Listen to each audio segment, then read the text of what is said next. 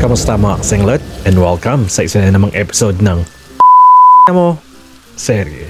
At ang lulutuin natin for today's video ay lumpiang Shanghai with sweet and sour spicy sauce. Ito nga pala yung mga ingredients. Giniling na baboy, lumpia wrapper, onions, carrots, kinchay, saka iba pang pampalasa.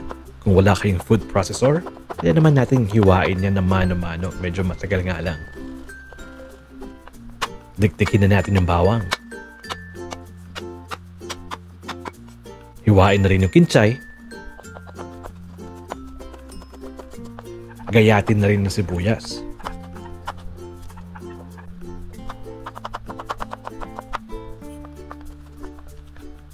Ganito rin ba kayo magluto ng lumpiang Shanghai, kasenglot? Ginigisa ko muna bago balutin. Igisa ang sibuyas at bawang.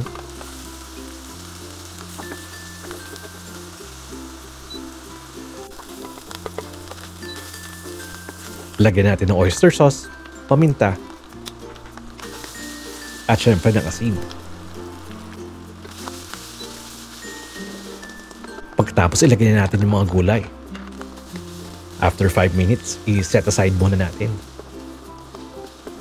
Para sa sauce, ilagay na tayo ng tubig, chili flakes, at garlic.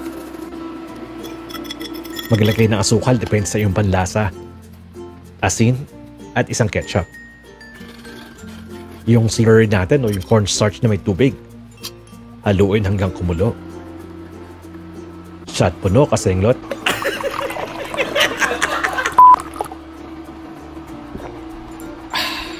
Pag ganito na yung consistency, pwede na yan. Pag medyo malapot-lapot na.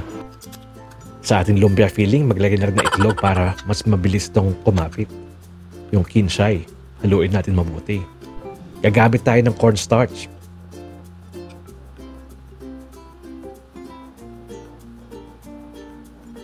Ulitin lamang ang proseso hanggang mabalot natin ang mga lumpia. Ito yung medyo matrabaho pero sobrang sarap naman, kaya sulit.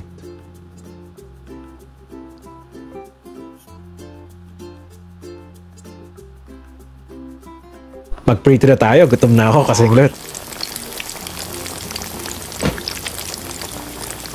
Hindi ko na pinakita paano pait na mantika, alam niyo naman siguro yun.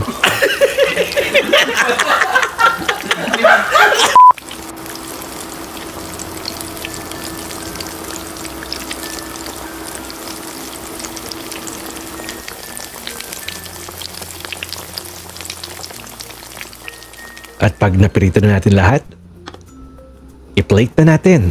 Ito na ang ating sizzling plate. Mainit na mainit. Ang bango. Kahit sauce pa lang, ulam na.